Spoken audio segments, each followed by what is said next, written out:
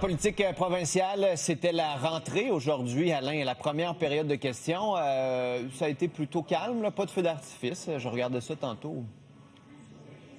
Non, pas vraiment d'explosion là, comme on a l'occasion d'en voir. Des questions quand même assez bien senties. Là. On s'est entre autres attardé au sujet qu'a ignoré le premier ministre lors de son discours inaugural. L'itinérance, le manque de logement, les problèmes forestiers, les contrôleurs routiers, les jeunes qui ont de la difficulté à s'acheter des maisons. Principalement là-dessus que les oppositions ont tablé aujourd'hui. Écoutez. Beaucoup de gens, ce qu'ils ont compris du premier ministre, c'est « Croyez-moi, je vais faire exactement le contraire de ce que j'ai fait pendant les 7 dernières années. » Lorsque le premier ministre nous parle de cette camisole de force, est-ce qu'il réalise qu'il est non seulement celui qui a designé, mais conceptualisé, mais même cousu cette camisole de force? Hier, on n'a pas eu le résultat. On a eu encore des excuses.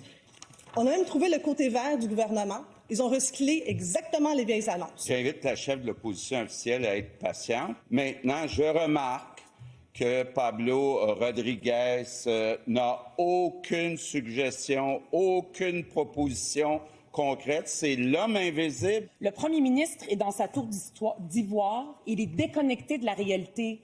Aucune réponse, aucune solution à la crise du coût de la vie, à la crise du logement. On a déjà livré 12 000 logements abordables. Il n'y a jamais personne qui en a fait autant que nous autres. Non, mais Alain, le gouvernement s'est expliqué aussi là, sur ce qu'il a dit hier, ces fameux assauts des islamistes religieux aux valeurs québécoises. Oui, parce que les mots étaient forts, Philippe Vincent, dans le discours inaugural du premier ministre. Des assauts, des islamismes radicaux. Ce matin, entre autres, les oppositions se questionnaient. Qui vise-t-il? Pourquoi il fait ça? Écoutez, suivi de la réaction du gouvernement.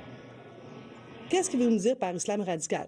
Qui il vise? Parce que non, c'est pas juste dans l'islam qu'il y a du radical. Il y en a partout du radical. Évidemment qu'à Québec solidaire, il n'y a aucun appui, appétit ou soutien pour des islamistes radicaux. Là. Mais il n'y a aucun appui non plus pour la montée de la droite masculiniste, je vais le nommer. Puis ça faisait pas partie du discours du premier ministre hier. On se dit, mais qu'avez-vous fait au cours des 7 dernières années? Parce que le phénomène n'est pas apparu hier. Ce qui est arrivé à l'école de Bedford, écoutez, là, des islamistes radicaux qui défendent à des petites filles d'avoir des cours d'éducation physique.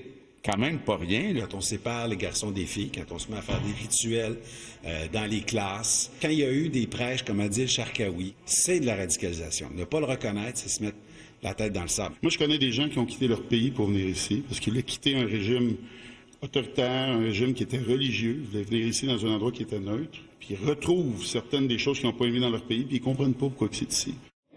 Parlant de Yann Lafrenière, le ministre de la Sécurité publique, Philippe Vincent, il devrait réagir sur les événements de Laval d'ici 12h20, 12h30. On ira l'écouter en direct. Alain, merci beaucoup.